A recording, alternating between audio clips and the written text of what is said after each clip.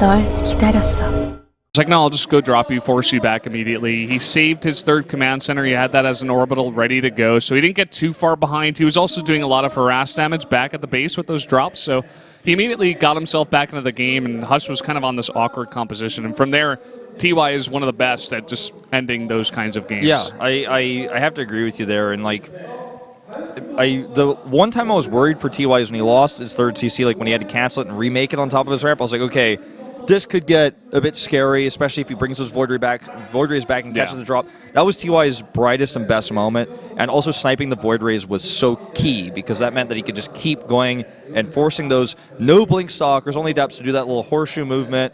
You know what I'm talking about? I'm like doing it right here. I'm like, here we go. How many times are we going to see this tonight? Like, yeah. It's every time you see that map, Dust Towers, and there's no anti-air for the Pross. Like, Terran's like, just go back and forth.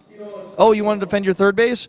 Walk all the way around. The second you're there, oh, I just went back in. The best way is to, like, leave shades in the third and walk your adepts around. And if he goes there, then you, like, cancel the shade or you commit to the shade. Or you just have to split it up a bit better. You have to have your mothership core in position to overcharge before the drop gets out so that you can kind of shut it down before it even gets going. Yeah. And he just wasn't ready for any of that, really, because, as we said, he knew the drop was coming in, but he just didn't have his units in the right position. And then once that gets started, it's so annoying and so hard to clean up. So that was Game 7. TY takes a win. He goes up to 2-0. We are going to jump into game number 8 here in just a second. Not sure what the delay is. It is Cure versus Bomber, a TVT for game number 8, and they're both in the lobby ready to go. Looks like the Korean commentator's having some fun with the audience or something. We didn't see because it wasn't shown on us, but I heard it, and I'm looking out behind us. I'm like looking through our preview screen as to what's behind me, and by the way, we are in fact truly still Team Salmon today with these. Yeah, we got our little bands of salmon. Also here, we got a little salmon in there. Look at that. I'm like, that's the sexy salmon coming out, you know. Yeah. Maybe a little bit later we can undo our ties and show a little bit more of our salmon, some of our skin. The Korean commentators went full salmon. They got pink ties. Yeah. We're like also the pink bands. Yeah, we're like salmon with like a little bit of Dijon mustard or something. Yeah. Going on. Like, not sure how I feel about this. It feels like a bit fashionable, you know? We were talking about this when we first put on the shirts. It's like they're a little bit too long. They go past our elbows, but I guess that's the way it's supposed to be. Yeah. I don't know. So we kind of rolled it up to show the salmon anyway. We got to show the salmon, that's for sure. You just got to wear the gear. I mean, we're part of Team Salmon. Exactly. So. If you guys want to be part of Team Salmon, all you have to do is wear the gear. But it's as easy as that, for sure. I just foresee that like this will be one of many sets of downtimes today. I'm looking at the lobby and I'm like, everyone's in the game. Okay, everyone's in it. All three observers, all we would have to do is you. just click start, and that would be it. But someone's having issues. I'm going to do the check over the shoulder. Yeah, it's Bomber. He's having some trouble. Looks like he's actually going to leave the booth. Maybe he has to go to the bathroom or something. I don't know what's really going on. He has to go beat up a Kespo over there referee. Like, what's going on? And Bomber's causing the issues. So we actually have a lot of like really intense setups in the booth today because every player is playing like it's like Pro League booths. You don't have players next to the players setting up because they're going to be playing next and things like that. That's why we have these huge booths. Also, when Dota 2 was played in the studio, we had the booth set up for team games and things like that. League of Legends now also using these booths for LCK. But in this case, you have Bomber and Cure sitting, like, I think, right next to each other? Or no, they're actually separated by one, I believe. No, Cure's over there. Cure's over there, and... Isn't he right there? He's right there. Is that Trap? Did I actually... Yeah. That's no, you're right. Right. Yeah, that's Trap over there. But anyway, there's a whole, like, curtain, like it's a slide, like one of the projector-type things you'd pull down between each of the players so they can't see each other. They're sitting right next to each other. Doesn't matter when, like, say, Trap is playing versus someone on the other side. It's like... It doesn't matter who's sitting next to them because they could just go and watch the games on the TV, or they could like open the Twitch stream and watch us on their computers and like listen to our amazing commentary. But yeah, like I don't think it's an issue with that because it looks pretty airtight. I think Bomber just had to go to the little toilet or something. Yeah. He had to go blow his nose or something. Not really. It's funny sure. because there was no chat. There was nothing like, oh, I got to go to the bathroom. Usually they ask in the chat, but maybe you just talk to the ref or something. So yeah, I'm not sure. Yeah, he went to the bathroom. We got the confirmation. He went to the bathroom. It's 100% confirmed. There we go. Like you guys on the internet now, you know too. I'm like, did he wash his hands? I'm like, Yeah, he washed his hands. That's like a Twitch meme, man. When any of the Hearthstone players, they're like, I got to run to the bathroom, and they come back really fast. Everybody's like, did you wash your hands? That's gross. And they put like that little ooze, the ooze emote. Oh yeah. Yeah. I don't know how to type that one out, but neither do I, man. Emote.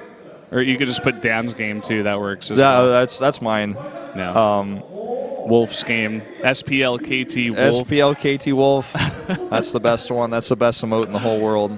If Pro League ever gets rid of the subscriber emotes, I'm going to steal it back, put it on my channel. I was going to ask you something, but I forgot. I was going to... Well, this is only the beginning of our troubles, Wolf. This is game number 8, right? We got 30 today. Yeah. So we're almost a third of the way through. No, almost a fourth of the way through. Or no, yeah, we're like a fourth and a half. Yeah, it's like... No, there's 30 games, so if we do 10, so like that's a third. Yeah, between 7 and 8 would be... Yeah, you're right, yeah. 7.5, we're basically halfway through this game. Once we get halfway through this game, we'll be a fourth of the way. All right, here we go. Cure is 2-2. Both of his wins are away wins, as we mentioned before, so that's very powerful. And he's actually, on his halfway point here, basically. So after this game, that'll be his 5th game of 10. So definitely looking to take this win here at home.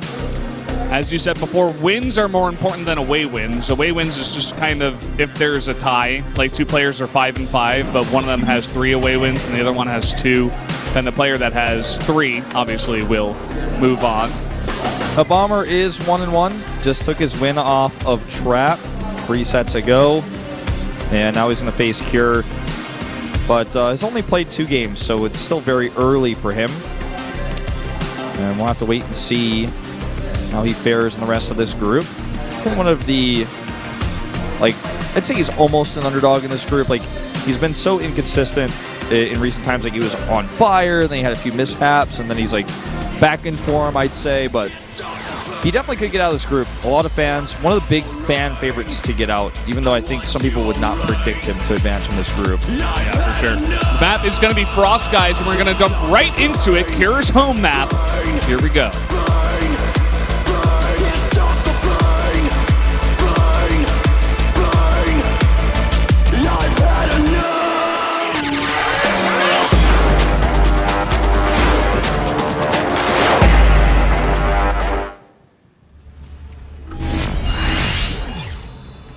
Here we are back on Frost for our TVT.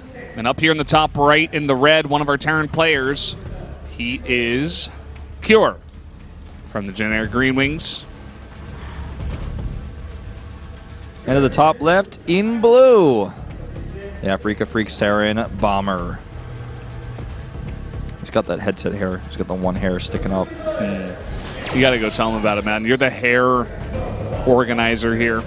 The thing is, stylist. I don't want him to know. He'll be like, you let me play 2 sets already? And then you tell me? Because that's the thing. If you see someone's got something on their shirt, or something on their face, or something in their nose, or, you just think their outfit looks terrible, and you don't tell them, you're a bad friend. And I've been a bad friend for him the past first 2 sets. I didn't tell him. Now I'm like, it's too late. I don't want him to know. I hope he never watches this VOD and goes, Wolf, do my hair. I had the headset hair. Huck was the most notorious for headset hair, by the way, in the GSL. His hair was the spikiest when you put that on. Hair going everywhere. Not the look you want. No, you want to look like the pro gamer that's going to get all the fangirls. Like Flash never had headset hair ever. You want that super clean hair, like Hero. He spends like a half an hour in there in the makeup room alone just fixing his hair, making sure everything is neat and tidy, ready to go before he goes on TV. Yeah, like the makeup girls are like, oh, you want your hair done? He's like, I'm Hero. What? Do you know who I am? You think you could do my hair? You think this is a joke? And this is my show. I had to say the award for best hair today. Oh! Sorry, I just had to commentate that moment. I had to be a Korean commentator for a second. The best hair today by far goes to Sue. Although he is last place in this group. Oh, yeah. He's got the shiny hair. Looks like it's well done, conditioned. I never condition my hair, man. It's too oily. Could never do that. We see a double Reaper build from Bomber into his CC, whereas it's a tech build from Cure. This is going to be scouted and briefly harassed. Oh, he might get that kill on the SCV. One more shot. Oh, he didn't commit. He wants to save the Reaper. And that he will. Had he committed, it would have been very close. But he actually wanted to bait him up the ramp, it looks like, to jump into the second Reaper. Nice little idea, but misses out on the SCV kill. I wonder how strong this build from Bomber really is, because he got a scout and he almost killed an SCV. He needs to do a lot with this, or his tech is just significantly behind, and so is his CC.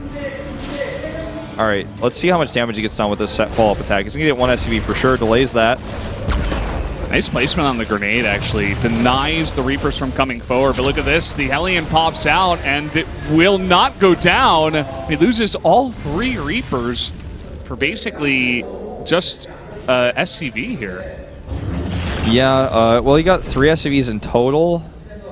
Oh, it's true. Yeah, he went into the mineral line. But it's hard to say. Like, he's not significantly behind or anything where it's like, oh my god, well now Bomber needs to really do something to catch up in this game. No, but he's screwed now. It's just, perhaps it's because this is a longer 4-player map that you really want to commit to the Reapers just to make sure he got the scout off. But obviously this does give a slight edge to Cure. That was definitely a better trade for him. And now he's even going to do some counter pressure with his faster tech, these Hellions, which are going to do very well versus Marines, as Reapers survived as well. Bomber's in trouble, in fact. Oh boy. He's only got 4 Marines, and they're not doing a great job here. As long as Kier micros back that 1 weak Hellion, he should be able to do some more damage, and that he does. More Marines following this up.